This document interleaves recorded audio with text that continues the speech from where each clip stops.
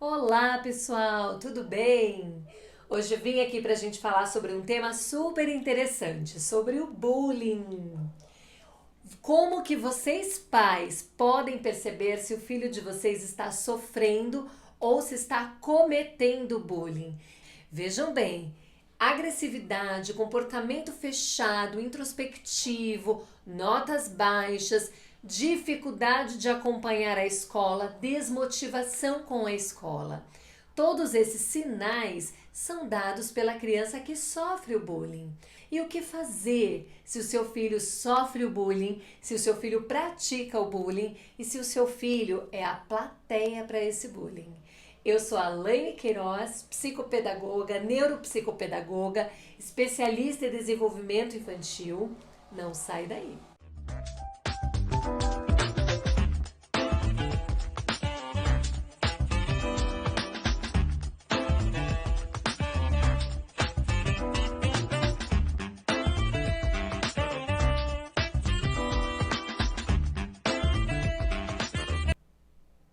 Bom, gente, o bullying, ele é muito sério, sim. Não é frescura, não é mimimi. O bullying, ele pode trazer muitas sequelas para a vida da pessoa. Pode causar a depressão, ataques violentos, em alguns casos até o suicídio. Então a gente precisa levar a sério esse assunto e a gente precisa ficar atento aos comportamentos dos nossos filhos dentro de casa. Uma forma importante da gente conseguir identificar, rastrear o bullying é ter um clima de conversa, um clima de diálogo em casa aberto, verdadeiro, honesto, de confiança, em que as crianças se sintam seguras para conversar e para relatar as situações que acontecem no seu dia a dia. E aí, às vezes, os pais têm algumas atitudes que acabam afastando mesmo a criança desse diálogo, né? Dessa conversa aberta. Mas que atitudes são essas? Então, muitas vezes os pais banalizam os problemas dos filhos. Então, é importante que a gente acolha os problemas dos nossos filhos. De que forma? Conversando. Conversando um pouquinho todos os dias, escutando os problemas dos filhos de vocês, sem banalizar, sem fazer piadinhas, sem menosprezar os assuntos que os filhos de vocês trazem à tona. As escolas também precisam ficar em alerta para os sinais de violência. Precisa interferir pontualmente, não é? Existe até a lei anti-bullying hoje para as escolas. Bom, eu vou começar falando um pouquinho para os pais aí que têm os filhos vítima do bullying. O que fazer nessa situação? Como perceber que o meu filho sofre bullying e o que eu posso fazer para ajudá-lo a sair dessa situação? Eu vou listar algumas alterações típicas de crianças que sofrem o bullying na escola, tá? A primeira delas é que a criança ela evita conversar em casa. Então a criança no horário do jantar, no horário do almoço, no momento em família, ela prefere ficar isolada, ficar no quarto dela, ficar distante, não interage nas conversas em família, não tem participado, fica com um pensamento mais distante. Uma coisa que acaba interferindo nesse comportamento da criança ficar mais isolada, muitas vezes é porque quando ela tentou em algum momento trazer algum assunto para dentro de casa relacionado ao bullying, acabou que esse assunto foi banalizado ali pelos pais. Às vezes a criança ela se sente envergonhada para contar que tem sofrido esses ataques de bullying. Muitas vezes as crianças acreditam que elas merecem aquele xingamento, que elas merecem aqueles apelidos horrorosos e elas realmente acabam acreditando naquilo. Então elas acabam ficando mais tristes, mais isoladas, elas acabam não querendo conversar e aí a gente começa a perceber um prejuízo na autoestima, quando elas começam a acreditar naquilo que os agressores falam para ela todos os dias, tá bom? Então, o bullying, lembrando que ele pode acontecer não somente da forma de agressão física, né? O bullying, ele também se dá por agressão verbal, ele também se dá por intimidação, por assédios de todas as formas, então é importante a gente ficar atento. Não é? Segundo indício, a criança que sofre bullying, ela pode se tornar mais agressiva. Mas agressiva porque ela vai ficar xingando, gritando, batendo? Não necessariamente. Às vezes a criança, ela pode reproduzir aquilo que ela escuta do agressor com outras pessoas. Então ela acaba se tornando agressora num ciclo sem fim, né? Muitas vezes o agressor, ele já sofreu bullying no passado e ele aprendeu esse modelo de comportamento e ele repete esse modelo de comportamento. Então a gente precisa ficar atento. A gente observa também que as crianças que sofrem o bullying fatalmente vão apresentar uma queda no rendimento escolar e excesso de faltas. Por quê? Porque o problema está na escola, normalmente. A criança, muitas vezes o bullying acontece, né? Em muitos casos acontece dentro da escola. Acontece no prédio, acontece às vezes na família, em vários espaços de convivência social, e a escola é um deles. Então, muitas vezes, por estar sofrendo bullying na escola, a criança não quer ir para a escola, ela reluta em casa.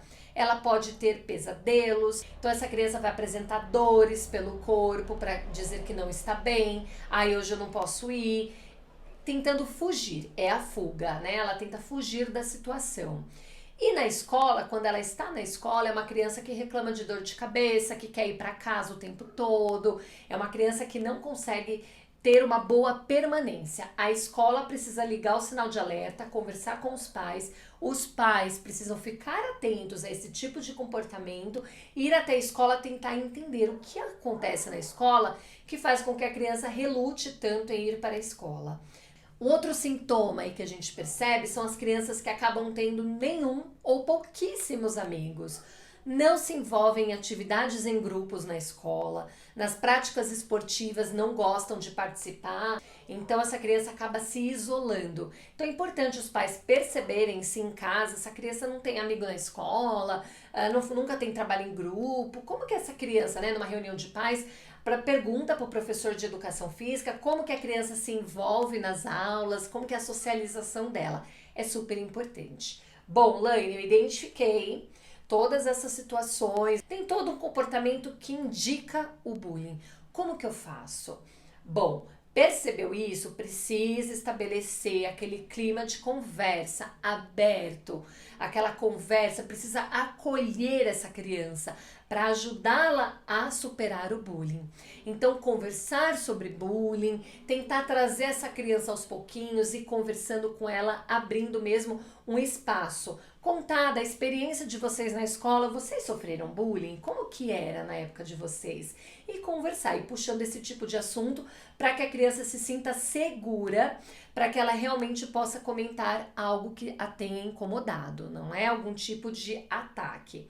Percebeu que a criança está com um problema de autoestima, a autoestima dela está muito prejudicada, é uma criança que está se sentindo feia, é aquela criança que usa moletom num super calor, porque ela tem problema de complexo com relação ao corpo, precisa buscar ajuda do psicólogo. E aí não tem jeito, vai ter que buscar ajuda aí na terapia. Se a criança, por conta disso, né, desse sofrimento todo, apresentar uma defasagem escolar, vai precisar também do apoio aí de um psicopedagogo para ajudar com que ela restabeleça os vínculos com a aprendizagem, com a escola, porque isso tem um impacto muito importante na vida do indivíduo, tá bom? Então, se o seu filho pode estar sofrendo bullying, não perca mais tempo, começa agora. Agora já começa, traz ele para perto, conversa, acolhe, porque esse é o caminho, tá bom? Gente, vale ressaltar a importância de se reconhecer o cyberbullying também, tá bom? Cyberbullying é aquele bullying sofrido aí pelas redes sociais, né, virtualmente. Então, hoje ainda com esse isolamento social, é importante a gente ficar atento às páginas sociais dos nossos filhos, termos acessos para a gente observar se eles não estão sofrendo nenhum tipo de ataque pelas redes sociais também, tá bom? Hoje essa prática, infelizmente, ela é muito comum e cabe denúncia. E se o seu filho é o agressor? O que fazer? Como identificar se o seu filho anda cometendo bullying? Bom, gente, as características do agressor são bem típicas, são bem importantes da gente perceber. Normalmente os agressores são aquelas crianças que estão sempre envolvidas em confusões, são crianças mais briguentas, São crianças que apresentam uma liderança muito forte, são crianças que apresentam problemas com regras, em seguir determinadas regras. São aquelas crianças que quebram aí os combinados, que quebram as regras. E como que a gente faz, né? Se eu recebi uma reclamação de que meu filho anda xingando o colega, anda ameaçando, anda intimidando as pessoas lá na escola, o que que eu faço?